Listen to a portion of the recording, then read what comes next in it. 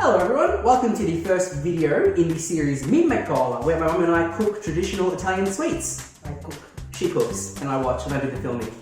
Today we're going to be making Zeppole, or Zeppole in Calabrian dialect. Today we're going to be making the Calabrian version because mum is from... No one knows what that is, but we'll make it work. Let's get right into it. You'll need 2 cups of self-raising flour in a bowl. Traditionally, Zeppole are made with a yeasted dough, but mum promises this easy version is just as good. You'll also need a couple sultanas, a tablespoon of candied orange peel, a tablespoon of vegetable oil, the juice of 1 orange, and about 400 ml of warm water.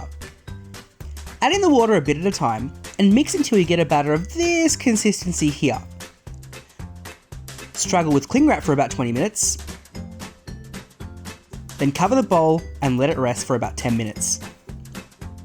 Get a pan of vegetable oil on the hob on medium heat for a couple of minutes, then dollop in balls of the mixture using 2 dessert spoons. Flip the zeppole every so often and fry until they're golden brown. Then remove using a mesh strainer and place them into a tray lined with paper towel. Roll the still hot dumplings in granulated sugar until they're coated.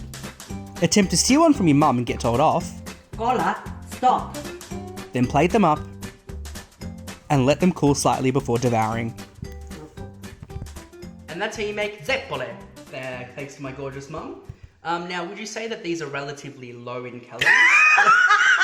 Yeah, no worries.